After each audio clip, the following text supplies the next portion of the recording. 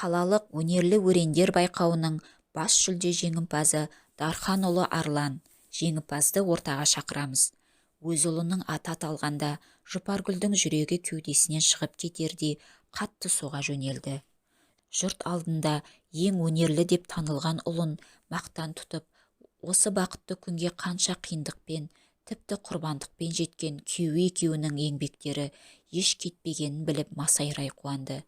Иә, олардың ақылды, өнерлі ұлы бар. Көпшілік арасынан сытылып шығып, Дарханға қуанышты хабарын жеткізді. Әкесі, қуана бер, ұлың қала бойынша сурет салудан алдына қара жібермей озып шықты. Қазір марапаттап сахнаға шақырып жатыр. Мен таңданбаймын, ұлымның жеңетіне сенгенмін. Ол әрбір құбылысқа асқан сезімталдықпен қарайды. Суретші үшін бұл аса қажет қасиет емес пе? Дархан қуаныштан ұлы екеуі ғана білетін талай құпиялар барын байқатып бір мақтанып қойды. Жұпаргүл әкелі балалы екеуінің әңгімелеріне араласса, бұл тек еркектердің шаруасы, ал әйел ерлердің сөзін бөлмей тек тыңдау керек деп әзілдейтін. Ана мен әке баласының жеңісіне марқайып, жанұя бақытына бөленіп ақ тұрды. Арлан оқуда үздік, спортта да қара жаяу емес. Тым жақсы көретін өнері қыл қаламмен түрлі оқиғалы суреттер салу. Бүгін қалалық деңгейдегі байқаудан бас жүлде жеңіп алды. Орта мектепті бітіретін Арлан болашақ мамандығында таңдап қойыпты. Ол сәулетші болмақ.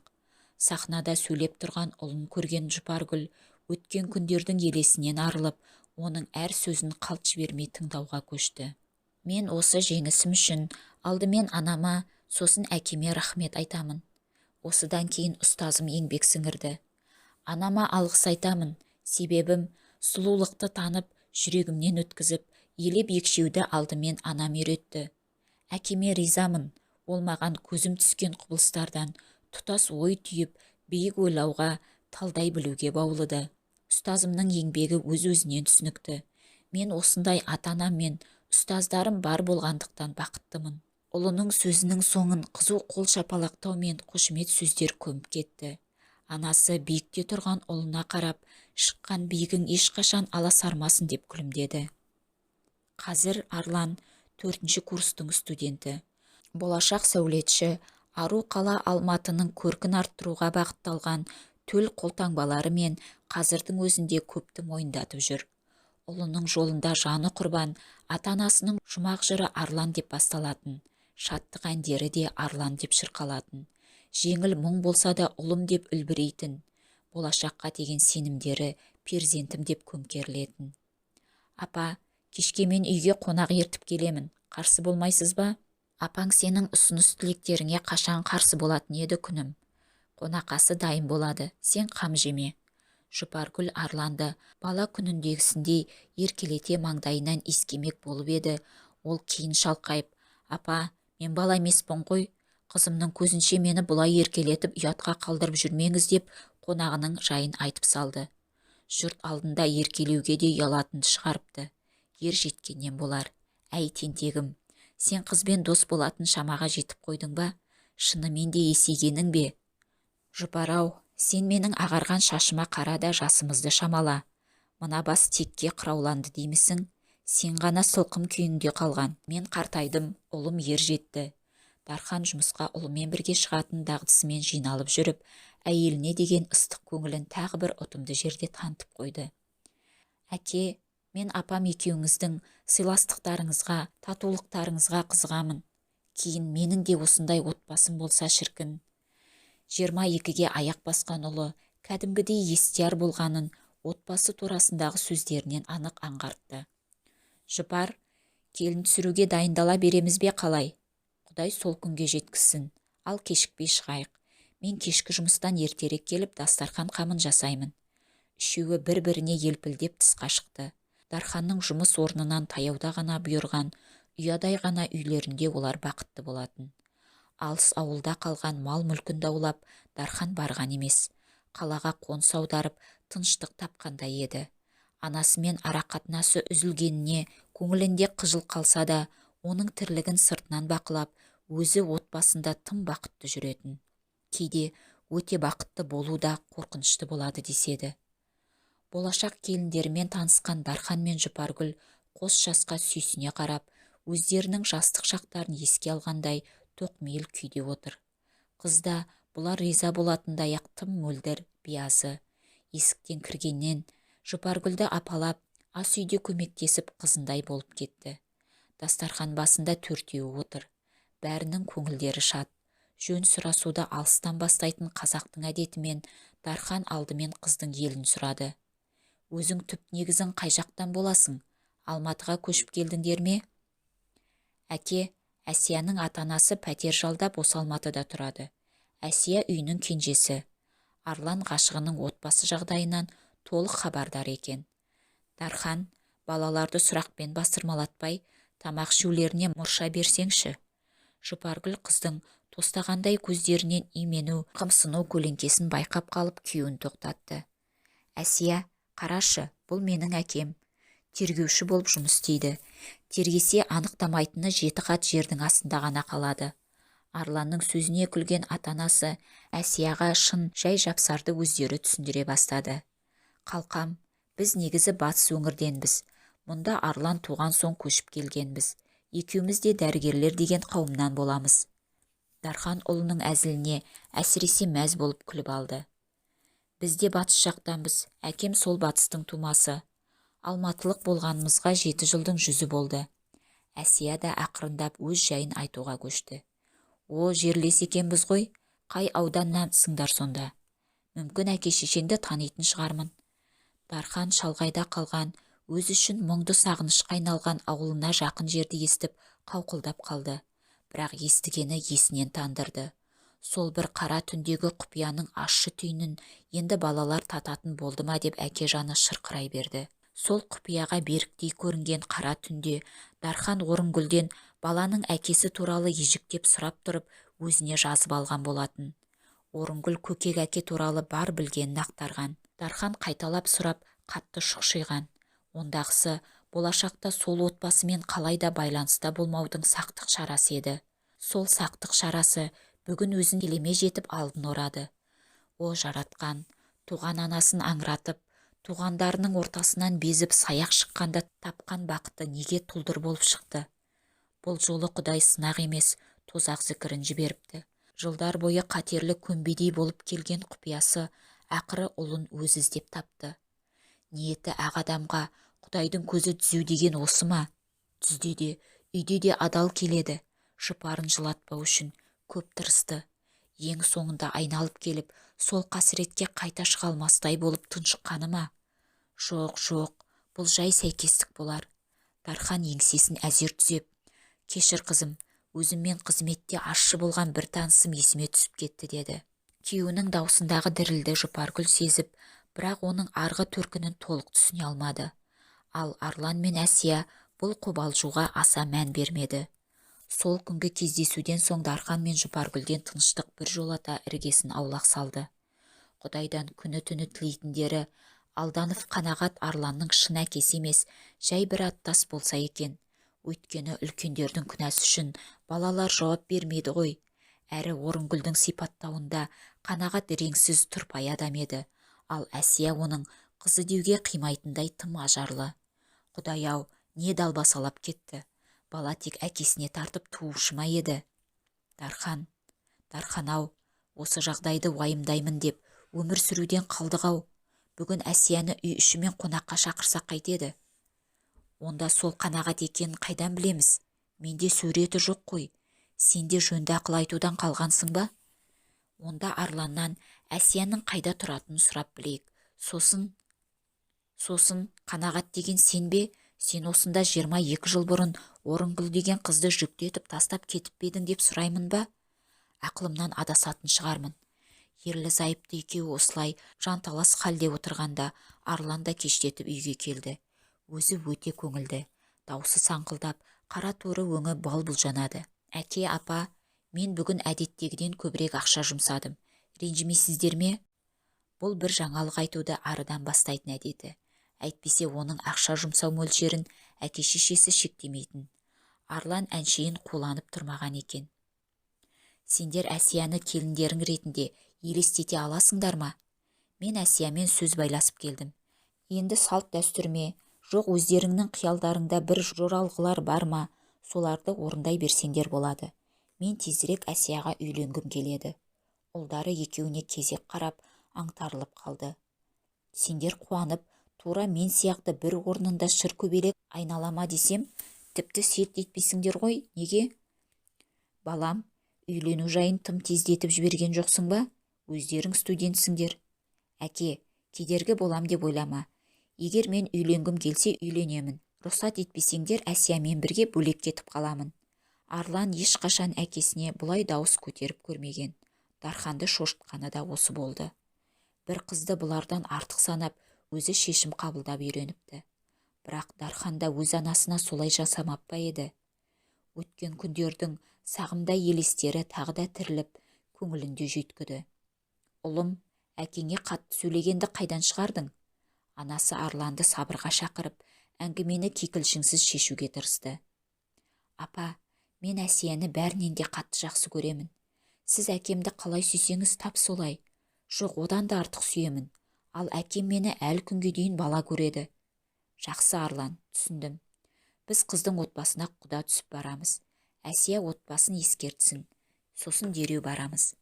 Міне, менің әкем осындай ойлы, ұзын бойлы, парасатты, өте сезімтал жан еді ғой. Мен мекен жайды беремін. Құда түсуме, сырға салума, әйтеуір бір салттарыңды жасап, тойдың қамын бастайықшы. Әйтпесе мен Әсияны шығарып салып тұрып сағына бастаймын. Махаббаты маздаған жас жігіт әке-шешесінің әлденеге алаңдаулы екенін байқаса да, өз бақытынан басқаны білгісі келмеді. Алматының жазғы кеші, күндізгі бет қаратпайтын ыстық қайтқан. Кешкі Алматының сән салтанатын байқауға Дарханның мұршасы жоқ. Жұпаргүл алда өздерін не күтіп тұрғанын білмей, алаң көңілмен кешкі құдалыққа дайындалып жүр. Дайындалып жүргені бір түрлі ерсі. Әр затты бір ұстап, қайта тастай салады. Ас үйге неше рет кіріп шыққанының есебін білмейді. Әйелінің тыпырлаған жүрісі Дарханның жүйкесіне түйді. Жұпар, қолыңа осы соңғы ілінгенін ки. Құз күніңде мені бұлай күттірмейтін едің, неде болса тездетіп барайық. Дархан, қорқып тұрмын. Егер мен қорқпайды деймісің, жүр шығайық. Тағдырдың не тарту тосып тұрғанын бара көрерміз. Сөйтті де екеуі машинамен зуылдап, желмен жарысқандай кетіп бара жатты. Дархан тез жетіп, өзін қай күннен бері іштей жеген ой құртынан арылғысы келді. Жұпаргүл Құдайына мың мәрте сыйынып, қауіптерінің теріске шығуына дұға етіп келеді. Арланның айтқан мекен жайын едәуір іздеп жүріп таптау әйтеуір. Қанағаттың үйі де құда келер деп күтіп отыр екен. Үйдің үлкендері бұларды сырттан күтіп алды. О, Дархан деген құдам сен боларсың.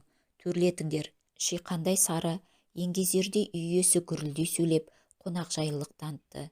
Жұпаргүл машинадан түсе сала, әйелге ғана тән сезімталдықпен, оның бүкіл өн бойын аңдаусыз ғана көзімен тінтіп, Арланға ұқсастық таппады. Әлде бар ұқсастықты көргісі келмеді ме? Қуықтай ғана жалдамалы пәтердегі құдалық жайлы әңгіме тым ұзаққа созылмады. Той күнін белгілеумен аяқталды. Әңгіме үстінде Дархан қанағаттан сыр тартып көрді. Әйткенмен жарытып ештеңе біле алмады. Күпті көңілдері сыздап қала берді. Ал құдалықтан соң Арлан мен Әсия өздерін тым еркін ұстауға көшті. Әсия бұлардың үйіне кез келген уақытта келіп қонып қалуды шығарды. Арлан кей күндері үйге қонбайтын болды. Дархан ұлына бұл қылықтарының орынсыз екенін айтқанда, ұлы қазір сенің заманың емес, жаңа ғасыр деп жауап берді. Ақыры Дархан қанағат құдасын оңаша кездесуге шақырды. Олай етпеске амалы да қалмап еді. Енді міне, минуттарды Алладан ажал әмірін күткен пақырдай дірілдеп өткізуде. Құдасы құрғырда кешігіп жатыр. Сөзінде тұрып, жалғыз келсе жарар еді. Құдай-ау, келмей қалама? Сағатына қарады. Кешкі 5-ке қарай енді еңкейіпті. Уағдалы уақыт 6 еді ғой. Қазір не болады деген ой санасын санға бөлді. Жұпаргүлде оң жаңалық күтіп, қайта-қайта қоңырау шалып жатыр. Әне, құдасы өз қарнын өзі әрең көтеріп, мемірттап келе жатыр. Дархан оның алдынан шықты. Дәмханадан өзі дайындаған орынға ертіп әкелді. Қазақтың амандық саулық сұрасқанының өзі сүт пісірім уақытта алады екен-ау. арғы бергінің амандығын біліп барып Қанағат шай сораптауға кірісті. Өткенде де айттым, бүгінде қайталаймын. Өзіміз пәтер жалдап күнімізді әрең көріп жүрміз. Қызыма шалқытып ұзату тойын жасай алмаймын. Әсия да біледі онымызды. Сендер қалыңын берсеңдер, біз қызды пәтерден ақырын ұзатамыз. Мен сізді мүлде басқа жайт туралы сөйлесуге шақырып едім. Құдасының ұзату той жайындағы сөзі Дарханның құлағына жетпеді. Өз сұрағын табан астында қоя салды. Шыдамы таусылды. Бүгін тыныш ұйықтап, әйелінің көңілін демдеп, сосын аңызға айналатындай ғажап той жасайды. Ал мына мылжың құдасы ұсақ әңгімемен уақытын өлтіріп отыр. О не дегенің? Сен менімен той төңірегінде кеңесем деген соң келдім ғой. Автобуста шаршап, жолға шығынданып. Сен Орынгүл деген әйелді танисың ба? Оқтай қадалған оқыс сұрақтан Қанағаттың өңі қашып кетті. Не? Қай Орынгүл? Таныса қайтеді екен. Ұлың әкем тергеуші деп айтып еді, рас екен ғой. Қай Орынгүлің не? Неше Орынгүлді танисың? Қайсысын жүктетіп тастап кетіп едің? 22 жыл бұрын не болып еді, есіңе түсір. Сен мені тергеуге шақырдың ба? Әйелдердің қорғаушысы болып жұмысқа тұрдың ба? Қанағат өз сөзіне өзі мәз болып ырқ-ырқ күлді. Күлкінің орны емес қазір. Орынгүл деген қызбен әуейі болмап па едің? Ол кезде 2 баласы бар, кеш білдім деп еді Орынгүл.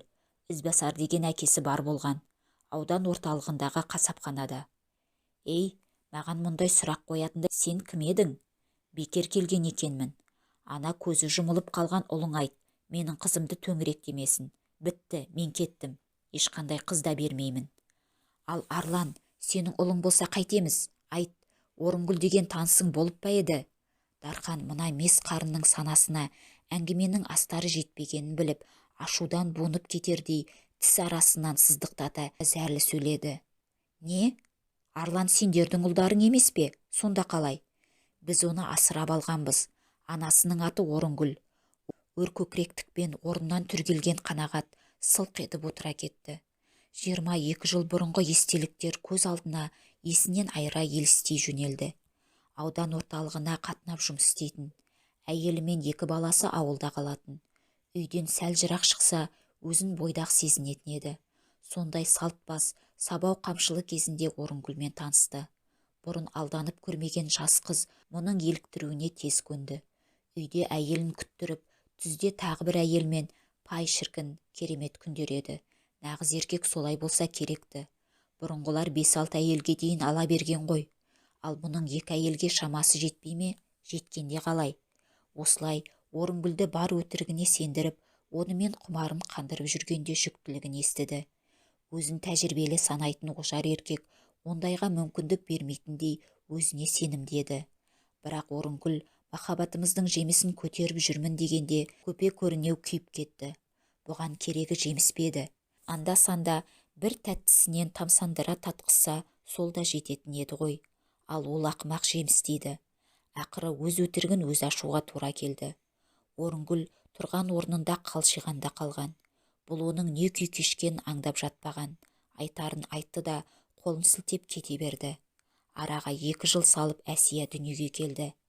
Әсия қызым, мүмкін емес. Жоқ, Орынгүлдің ұлы алдыңнан шығуы мүмкін емес. Құдайдың олай кәрленетіндей сенің не жазығың бар?